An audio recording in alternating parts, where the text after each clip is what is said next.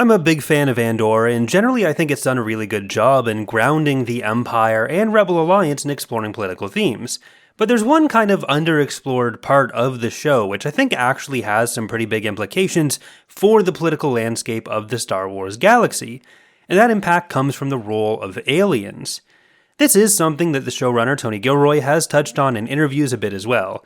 In a conversation with Cinema Blend when asked about the lack of aliens compared to other shows like Ahsoka for example, Gilroy said, quote, "Yeah, I'm a little bit sensitive about it. I mean, we've tried to do more and more and more. There's a lot of different reasons for it. But yeah, I think there are more. There are more this season than previously, and I'm always trying. It's on my mind. It's on my mind all the time." A lot of the reason for this probably comes from an out-of-universe practical perspective. Aside from just being expensive compared to just hiring an actor, aliens in Star Wars can be difficult to make look good enough and especially expressive enough to fit the way the show tends to communicate information. There are a lot of scenes which are very minimal on dialogue, with facial expressions and subtle movements doing a lot of the heavy lifting. And while that's not impossible to do with alien characters, especially alien characters who have more human faces, it's definitely a point against heavy use of aliens. Certainly against a wide variety of aliens in prominent places. But when talking about this in 2022, related to Season 1, Gilroy made a few other points that mix in and out of universe reasons as well. I'm not going to read the whole quote, but he said to Collider, "It's a very strong flavor when it comes in. It's not just a visual flavor, it's a very strong character flavor. You have to deal with it politically. And certainly the Empire doesn't have a surplus of aliens on their side. We will have more and we'll have them in the appropriate places. And we try to pick our shots and make them cool, I guess. I don't know." So that does go some distance to explaining why Season 1 wasn't heavy on aliens, especially in certain situations, but as we went through Season 2, there was still a fairly limited amount of aliens present, and I think it's interesting to look at the implications of that in the galaxy's politics, especially in the formation of the Rebel Alliance. So if we take these as formative events for the Rebel Alliance and we look at the makeup of the Rebel Alliance, what can we potentially learn about the galaxy from that? So Season 2 essentially tells the story of the Gorman Massacre Part 2, its role in radicalizing parts of the population and political sphere, and how that feeds into the building of the Rebel Alliance.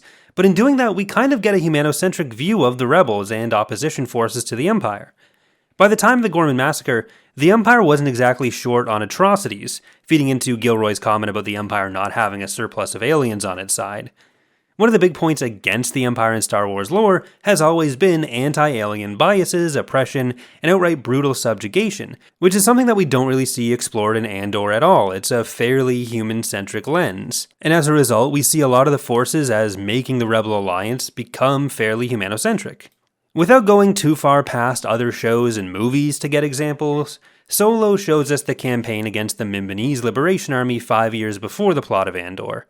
While on Mimban, Han is told their objective is to, quote, "bring peace and prosperity to the galaxy, install a regime loyal to the Emperor, and eradicate the hostiles." But as Han even points out in the movie, it's their planet and the Empire are the hostiles.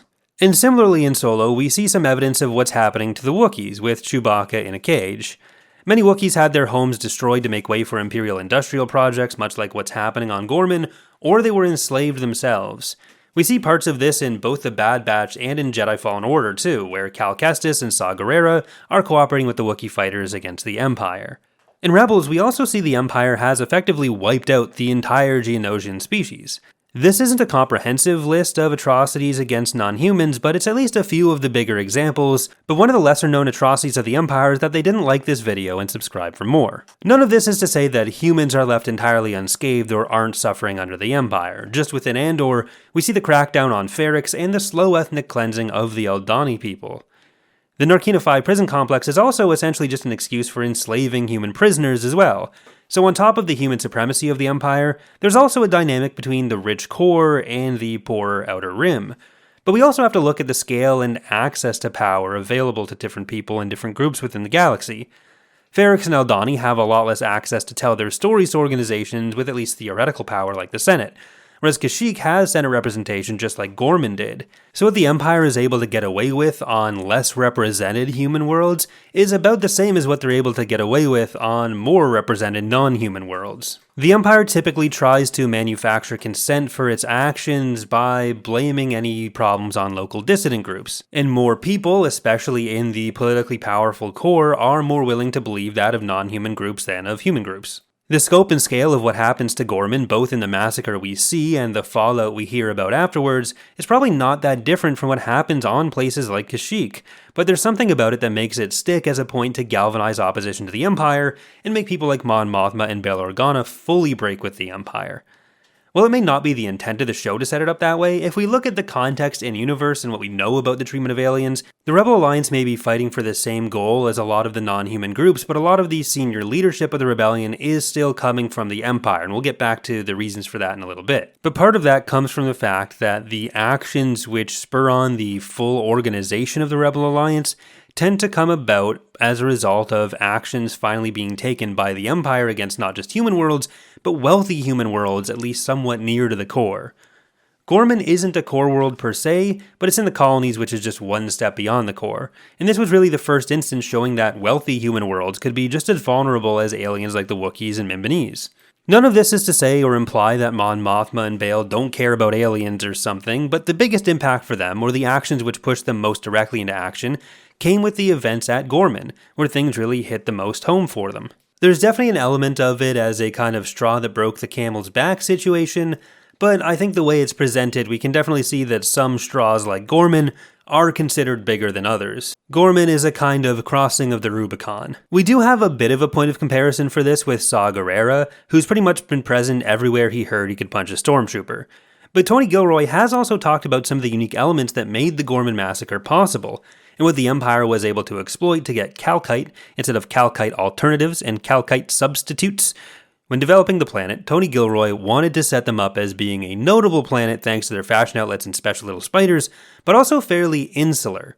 That would mean the Empire would have enough wiggle room to frame the narrative however they wanted, because other than their own senator, the idea would be that not enough people feel connected to them to really take a stand. If they tried something similar around the same time on a more connected planet like Chandrilla or something, it wouldn't have been anywhere near as likely to be successful. And we see a bit of the Empire's media efforts in this direction in the show.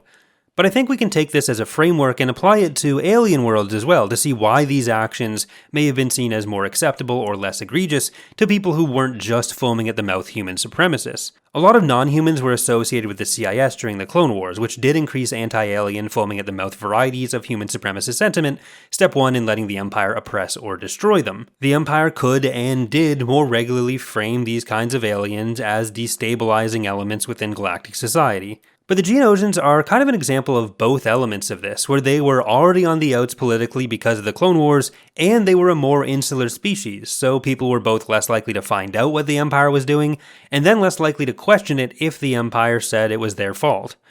On Mimban, we have the already mentioned conversation with Han, where we see the enemy combatants already framed as the real problem by the Empire, something the human-dominated core is probably more willing to accept outright than if it was said about, say, Alderaan.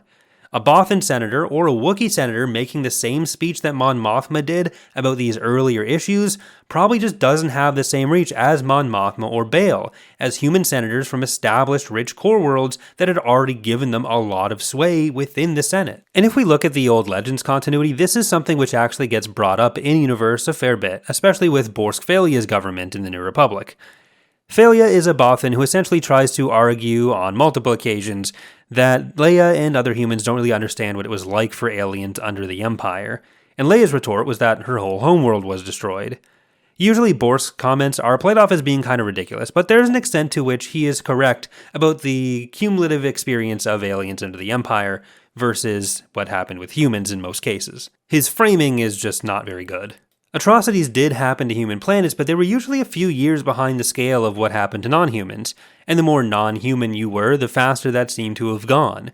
But the relevant part for our purposes today is specifically how that impacts the Rebel Alliance as an organization.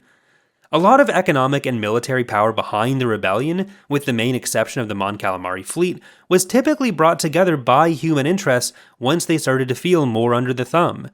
Much of the rebel leadership was former Imperial leadership and therefore human. A lot of political and military power was kind of gathered in human hands leading up to the Empire, so in taking down the Empire, a lot relied on human cooperation and therefore more humans had to be pushed to the situation where they felt like the Empire had to be stopped. Rebel generals like Crix Madine and Yondo Donna had been Imperial officers, and many rebel pilots like Wedge Antilles had come from the Empire as well. So if these are the skills and resources that were needed to finally get an organized rebellion off the ground, with a wider reach and better resources, then the systemic denial of these positions and resources to non-humans kind of explains why they're not as prominent in higher ranks of the Rebel Alliance. Instead, they tended to be more common in the local level resistance groups. It's still an absolutely huge improvement over the presence of non-humans in Imperial command structures, especially since it's not directly motivated by the same level of core prejudice, but it's still worth noting how those systems and potential biases remained at play within the rebellion and influenced how the rebellion formed, even if out of universe they stem from budget issues and prosthetics not having the best facial features for expressive acting. That's going to do it for today. Thank you for watching, and I hope you've enjoyed the video. Thanks to the patrons and channel members who make these types of videos possible, and special thanks to Marmar for editing the video.